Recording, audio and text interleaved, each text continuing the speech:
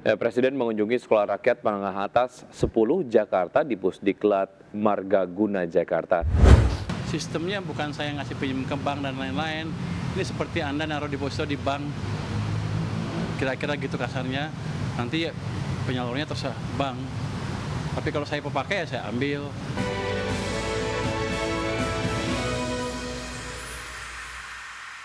Pemirsa, terima kasih Anda masih bersama kami. Pemirsa, Presiden Prabowo Subianto menargetkan 100 sekolah rakyat dibangun setiap tahun, di mana target ini ditujukan demi mewujudkan pendidikan yang merata di seluruh Indonesia. Presiden mengunjungi Sekolah Rakyat Menengah Atas 10 Jakarta di Pusdiklat Margaguna, Jakarta. Kunjungan ini menjadi yang pertama dilakukan Presiden sejak Sekolah Rakyat resmi beroperasi pertengahan Juli 2025. Presiden menegaskan saat ini pemerintah telah membuka 63 titik sekolah rakyat di seluruh Indonesia dengan target mencapai 100 titik hingga akhir 2025. Presiden mengungkapkan sekolah rakyat merupakan program yang bertujuan memberikan akses pendidikan berkualitas bagi anak-anak dari keluarga miskin dan miskin ekstrim. Anak-anak yang tadinya mungkin merasa rendah diri karena orang tuanya sangat susah hidupnya, kita tarik keluar, kita beri lingkungan yang sebaik-baiknya supaya dia percaya diri dan dia dapat pendidikan yang terbaik yang bisa kita berikan. Jadi kita tidak mau membiarkan dan berharap ada perbaikan alamiah, itu tentunya itu harapan kita, tapi kalau bisa kalau perlu kita intervensi, kita bantu. Ya, sementara itu Presiden Prabowo Subianto disebut telah merestui pemindahan dana saldo anggaran lebih atau SAL yang berada di rekening pemerintah di Bank Indonesia sebesar 200 triliun rupiah ke perbankan yang diajukan oleh Menteri Keuangan Purbaya Yudi Sadewa. Ya, pemirsa, Purbaya menegaskan Kementerian Keuangan akan menarik uang pemerintah diantaranya saldo anggaran lebih dan sisa lebih pembayaran anggaran atau silpa yang totalnya ini sekitar 425 triliun rupiah. Khusus untuk saldo anggaran lebih sebesar 200 triliun ini berada di Bank Indonesia. Menkyu Purbaya menegaskan dana 200 triliun rupiah tersebut akan dikembalikan ke sistem perekonomian. Keenam bank tersebut terdiri dari 4 bank himbara dan 2 bank syariah, yakni Bank Mandiri, Bank Negara Indonesia, Bank Rakyat Indonesia, dan Bank Tabungan Negara, serta Bank Syariah Indonesia dan Bank Syariah Nasional. Penyaluran dana 200 triliun rupiah tersebut sebagai upaya menghidupkan kembali aliran kredit dalam mendorong pertumbuhan ekonomi. Sistemnya bukan saya ngasih pinjam ke bank dan lain-lain. Ini seperti Anda naruh deposito di bank, kira-kira gitu kasarnya. Nanti ya penyalurnya terserah bank. Tapi kalau saya pakai ya saya ambil. Tapi nanti diupayakan nanti penyalurannya ke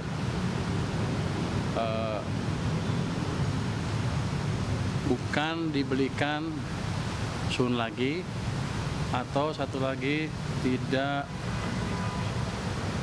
saya lupa, sun, dan kita minta ke BI tidak diserap uangnya. Jadi uangnya betul-betul ada di sistem perekonomian sehingga ekonominya bisa jalan. Tujuannya supaya bank punya duit banyak cash tiba-tiba dan dia nggak bisa naruh di tempat lain selain dikreditkan. Jadi kita memaksa market mechanism. Ya, pemirsa, dan sebelum kita akhiri Market Buzz pada pagi hari ini, kita lihat terlebih dahulu bagaimana posisi IHSG di 27 menit pertama perdagangan. Pada pagi hari ini kita lihat bersama IHSG terpantau menguat 0,98% ke 7.823. Kemudian top gainers datang dari BRPT, PTRO Indi, FUTR, kemudian Karya dan juga Brand. Ya, tabel khusus ada BBNI, AMMN, ESA, OASA, dan juga PANI. Pergerakan sektoral Basic Industries menguat paling signifikan 1,79%, disusul oleh sektor energi dan juga teknologi, sementara sektor transportasi melemah 0,07%.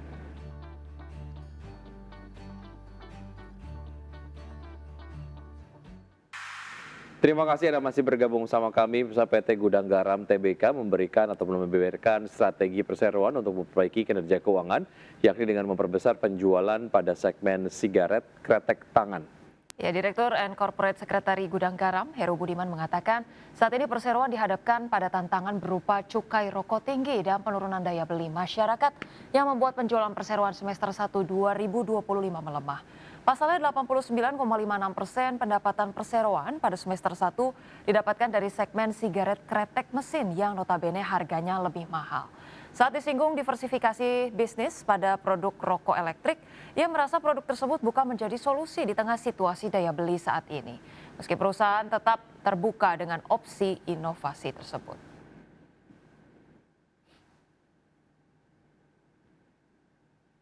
Pemirsa, PT Bangun Kosambi Sukses Tbk atau CBDK berupaya mengejar target pendapatan pra-penjualan alias marketing sales tahun 2025 yang sebesar 2 triliun rupiah. Ya, CBDK mengantongi marketing sales sebesar 294 miliar rupiah di semester 1 tahun ini, dan angka itu baru mewakili 15% dari target tahunan CBDK yang sebesar 2 triliun rupiah. PT Bangun Kosambi Sukses Tbk atau CBDK berupaya mengejar target pendapatan pra-penjualan alias marketing sales tahun 2025 yang sebesar 2 triliun rupiah. CBDK mengantongi marketing sales sebesar 294 miliar rupiah di semester 1 2025. Angka itu baru mewakili 15% dari target tahunan CBDK yang sebesar 2 triliun rupiah. Direktur CBDK Yohanes Edman Budiman mengatakan pihaknya akan melihat kembali pencapaian marketing sales perseroan per kuartal 3 tahun 2025. Hal yang menjadi pertimbangan CBDK itu adalah pemerintah yang akan menggenjot pengeluaran APBN di semester 2 2025 ini sekitar 2.100 triliun rupiah. Harapannya kebijakan pemerintah itu bisa meningkatkan daya beli masyarakat. Selain itu terdapat tren penurunan suku bunga Bank Indonesia yang telah 2 kali turun di tahun 2025 dari 5,5% di awal tahun ini menjadi 5% per Agustus. Penurunan suku bunga BI itu pun diharapkan bisa menunjukkan tren positif terhadap ekonomi nasional.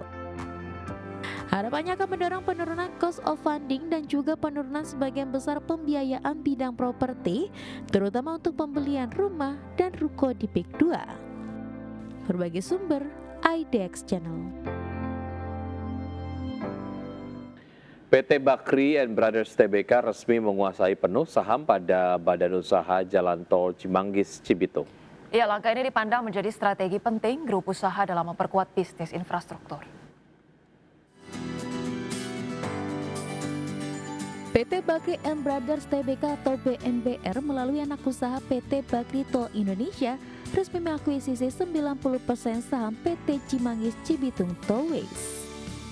Setelah menggelar rapat umum pemegang saham luar biasa pada Rabu 10 September, BNBR menjadi pemegang saham tunggal badan usaha jalan tol tersebut.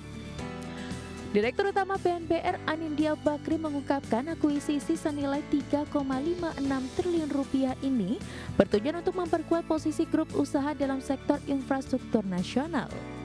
Melalui pengambil alihan saham dan piutang dari Waskita Toll Road dan sarana multi infrastruktur, langkah ini diharapkan mampu meningkatkan sinergi dan kontrol strategis perusahaan.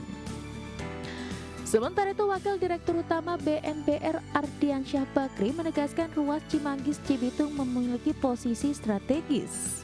Tol yang resmi beroperasi penuh sejak Juli 2024 ini terintegrasi dengan JOR 2 dan jalur Trans Jawa, sehingga diproyeksi menjadi jalur alternatif untuk mengurangi kemacetan dan mendorong pertumbuhan ekonomi di wilayah Jabodetabek. Berbagai sumber, IDX Channel. Dan pemirsa, informasi menarik lainnya masih akan kami hadirkan usai jeda berikut ini, tetaplah bersama kami.